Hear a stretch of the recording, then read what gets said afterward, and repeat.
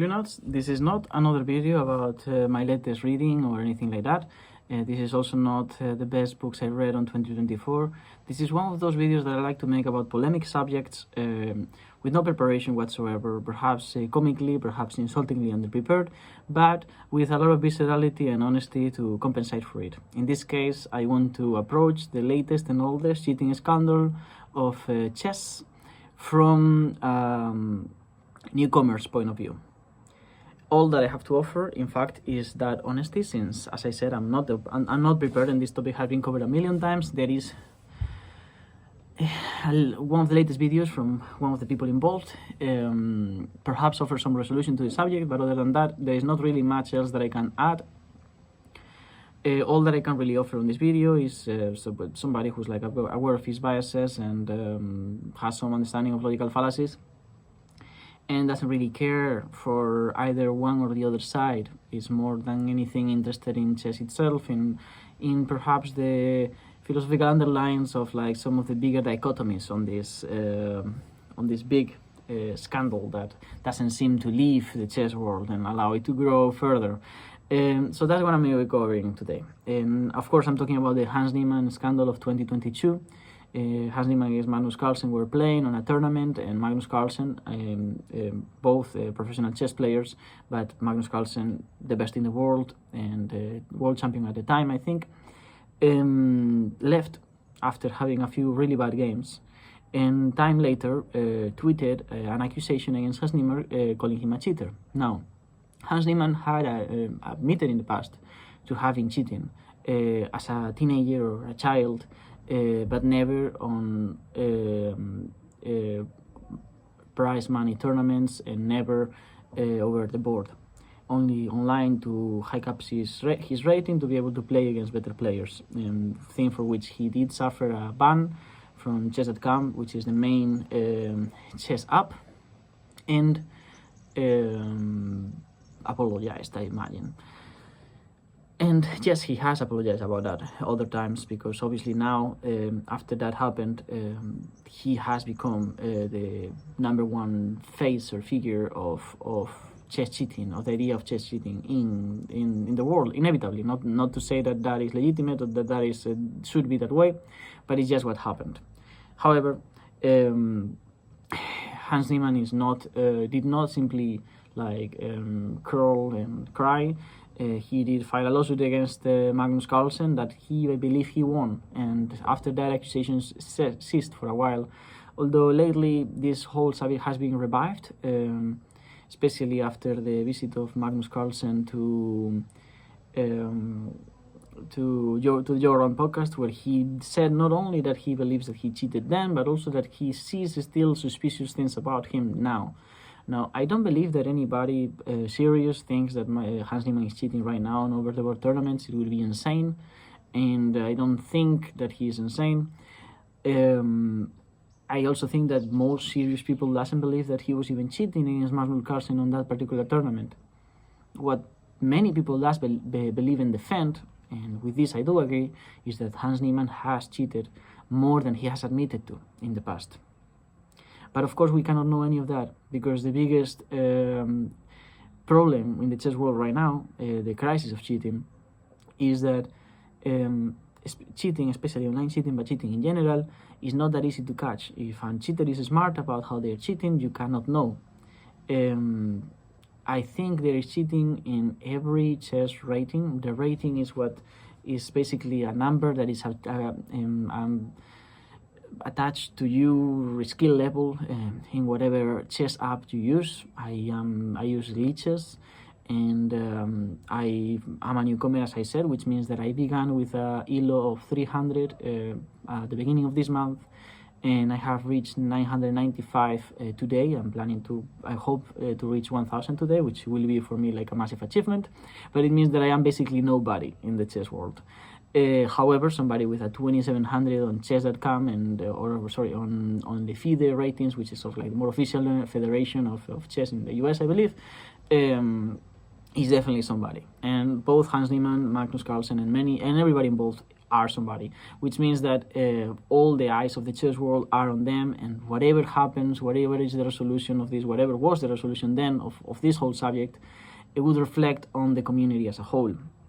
Now, chess.com is more than an app. It's a massive institution. It's the most significant institution worldwide, I believe, as to promote chess and provide a chess platform for people.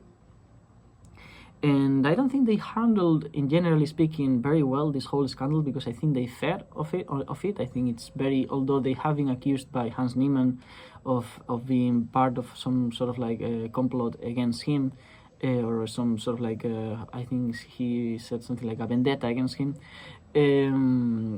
He like, regardless of whether or not that is true, and regardless of whether or not they do like the fact that they're being accused, they definitely like the level of attention that this is making chess receive, because obviously the more chess players, the more money for this institution. And perhaps that's why most people who goes into the chess world at first likes Hans Niemann more than Magnus Carlsen, not only because he is more charismatic than Magnus Carlsen.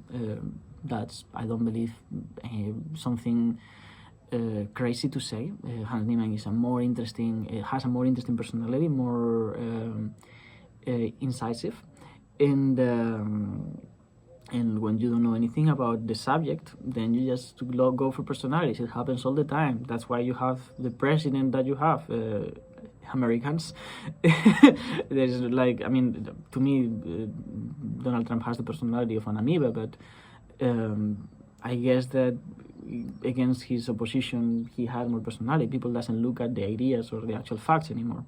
And I'm not saying, perhaps not that. That's not exactly why I'm here, because I was basically not a victim. I was basically guilty of the same problem at the beginning. But I mean, I think I did identify this bias that I had, and that is to just basically instinctively sympathize with Hans Niemann, both because of his pariah narrative of like the whole chess world is siding against me, like, which is true. The whole chess world does not like Hans Niemann. That is the whole professional chess world, and that is where there is a duality to what he's saying and to the facts. Because on the one hand, it's true that many professional chess players have agreed to not play him, and even like he got, I think, refused entries even when he was already in a tournament that he had to take a flight for. He basically just wasn't allowed to play, because all the other players would not play if he was gonna play, just because if they believe him to be a cheater, then they don't want to lose their rating and they don't want to play against a cheater. That's kind of like where they were coming from, I imagine. I don't think it's just like pure evil, like he says. I mean, his accusation is very weak because of that, because he just like makes a massive strawman and mania dominance to his nemesis, which is basically perhaps not the best way to go about this subject, because he has actually, and this is why I say that there is a duality to whether or not he's a pariah. He has actually like public opinion with him. I think most people who's new to chess, and most people is new to chess, most people in the chess world are new to the chess world, are siding with him. Why? Because that pariah narrative works very well, and two, because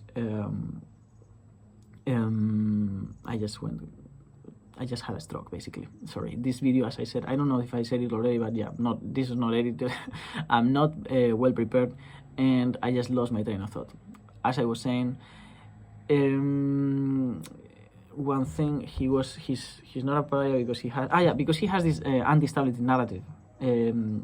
I at least sympathize a lot with anti-establishment narratives, and he is truly one against the world, and he can feed on that as a content creator and as a chess player, and it will make a lot of people follow his games a lot more than any others. That's why in some way it doesn't make any sense that most official organizations are not giving him invitations, which is crazy, because I do think that he drags the most amount of audience right now, just because of that. Just because everybody is hoping, is waiting for the crazy thing to happen, the next crazy thing that's going to happen related to him. So not much sense there. Also not much sense in how chess tournaments are organized, by the way, because they are by invitation. So you could be one of the best chess players in the world and yet not get to play any games because nobody invites you, which is kind of like what's happening to him. Not only to him, he also happens to be from the US, which has a lot of strong chess players, which makes him become less invited because there are other people upper in the list before him. But yeah, this is not a video about Hans Niemann. This is about the larger topic of cheating. On the one hand, the chess world is definitely, I think the sort of like more paranoid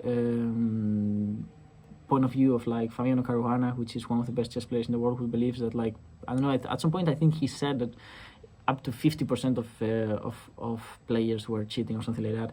I imagine he was referring to a specific rating level, but also people who are more polemic, like Vladimir Kramnik, which is probably the number one person people think about when they think about aggressive accusations of chess cheating, which is, by the way, Hans Niemann's coach. How is it possible that the number one face of cheating, and in terms of like what people think of when they think of cheating, is Hans Niemann, and his coach is the number one face, like they literally the face of anti-cheating in the chess world? I don't understand it. But since it's an interesting pair because they're both extremes in their own way. Let's touch upon that. I think that there's some validity to the accusations of the Vladimir Kramnik, regardless of whether or not his accusations are true, which I just don't have the capacity, and probably neither do you, to know whether or not everybody who Vladimir Kramnik is accusing is truly a cheater, and therefore there's nothing but cheaters in the chess world, or if there are actual chess players or not. I think that one thing that he did, and that I think is very important, is that because of latest technological advancements and online cheat and how easy it is to cheat online, etc., it makes all the sense in the world that there has to be some independent institution that regulates this and that investigates this, because for just hearing testimonies from professional chess players, there doesn't seem to be any literally any security whatsoever, any in some cases nobody's checked at all on whether or not they are cheating. If there's money on the table, of course people just want to cheat, of course that's going to be the case. And if it was not the case before, it's definitely the case now that everybody knows that is even a possibility, because I just didn't know that was a possibility. I mean, like, there's been so much talk about all the possible ways in which people could cheat, that I think a lot more people is thinking about doing it now than they were before. So even if the whole conversation about cheating in the first place was not legitimate, in the sense that there was no cheaters, even if that were true, I think it's just a logical conclusion that now it is, that now they should start making like proper regulations and everything. I'm not a big follower of sports in general. I like to play, I like to do things, and not necessarily to watch. Chess is perhaps the exception, one of the very few sports that I watch. I have enjoyed as much watching other people play chess as I have enjoyed playing chess myself, and that is the only reason why I care about this as well. Because of course, when you're watching somebody and liking how they play, you're wanting to know that you're actually like not applauding a machine. If it's an engine what they're using, which is another whole crisis that the chess world is going through, the whole computer networks, etc. But I'm not going to talk about that because I also don't know anything about it. As I made it abundantly clear, I don't know anything about anything. But I'm talking here anyways, and you are listening if you are listening. So that being said, what is the latest resolution of the chess world that I was talking to you about? Well, one of these grandmasters who accused Hans Niemann is Dubov. Dubov is a young chess player, just like Hans Niemann is also a young chess player. Hans Niemann has gone through a lot, I forgot to say, and that is also something to keep into account, okay, when I touch on this point. But yeah, Dubov was playing against Hans Niemann in the past, and he actually refused to play against him because he believes him to be a cheater. I mean, like, he didn't say that specifically. He was very ambiguous, unnecessarily ambiguous about the whole subject, but kind of left it quite clear. And now he agreed to play against Hans in Russia. They were playing with the condition that the loser has to submit himself to a lie detector test or question or whatever. And Hans Niemann lost, not by a lot. He did play very well, but he lost. And when he lost, we were all expecting the big question: when was that going to happen? Now, the latest video of the chess world, the latest update to the biggest scandal that I think the chess world has ever been through, or perhaps will ever be through, is that Hans Niemann has refused the lie detector test. And there were many reasons to think before that the chess world was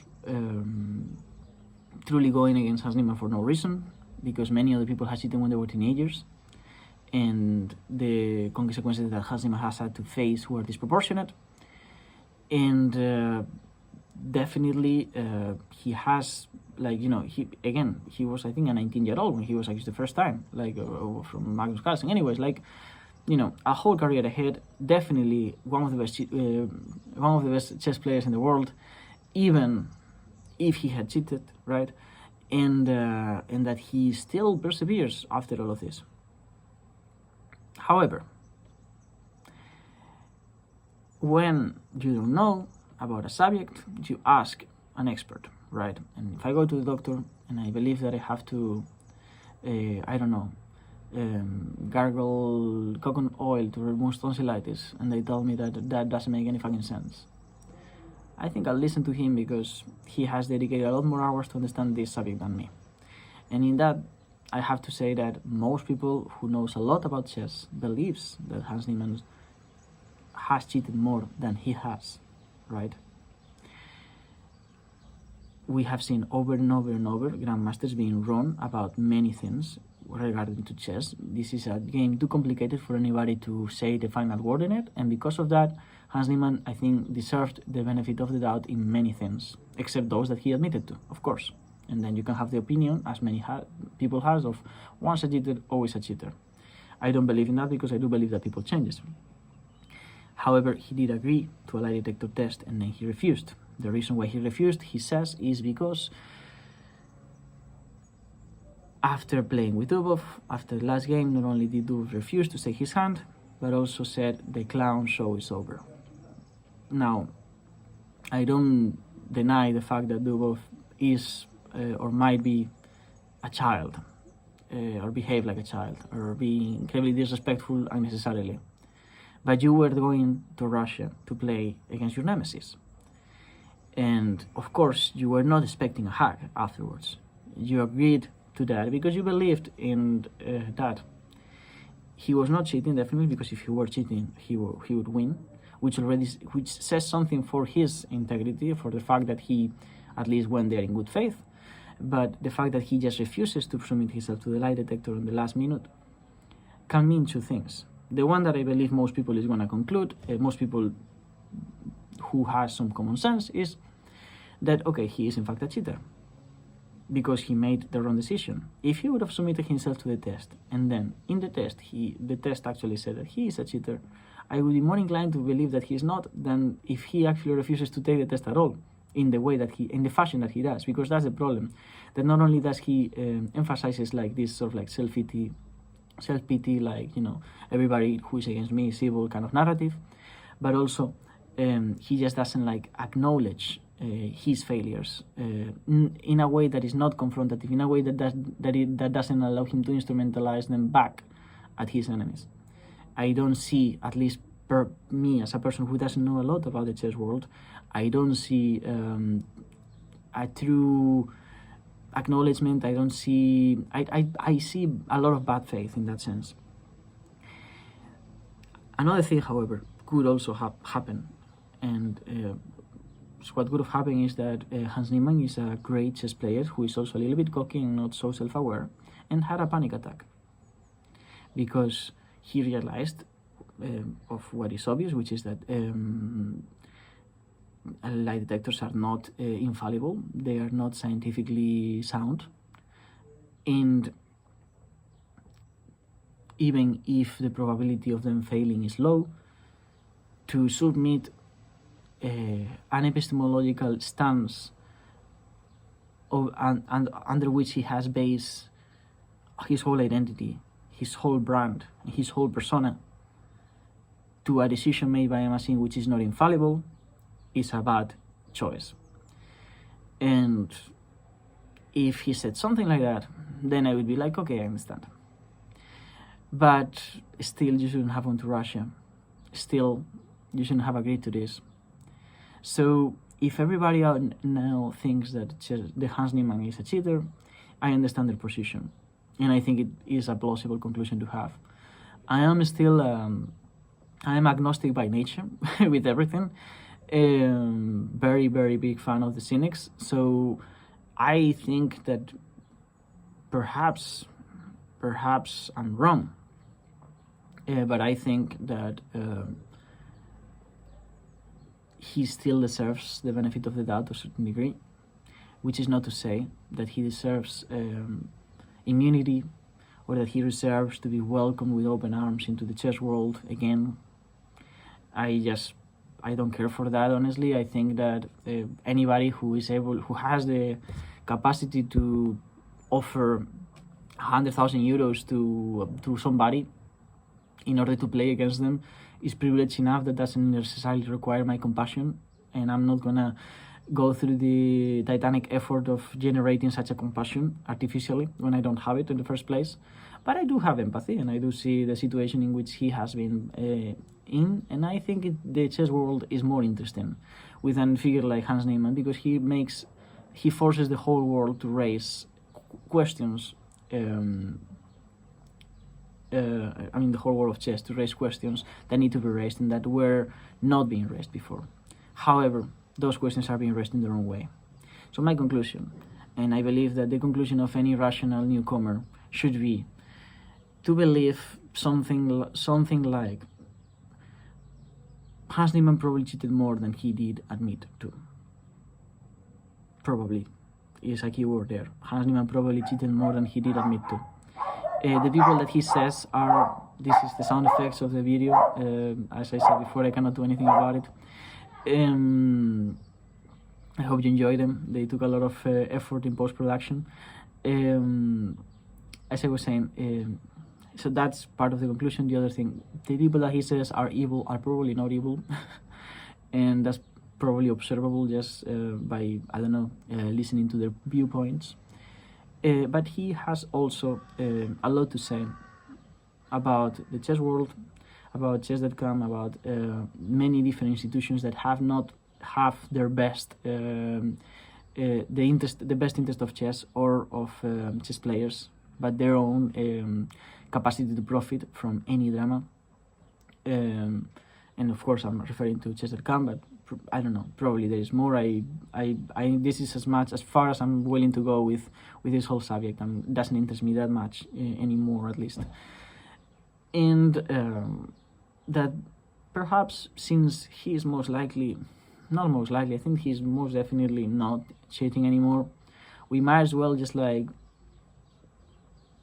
continue to watch chess and forget about this whole thing, please. Let's stop making videos about whether or not somebody has a vibrator on their ass, and which is bullshit, obviously, but what you wanna say when a retarded autist tweets about you, he's probably gonna say something that is completely retarded.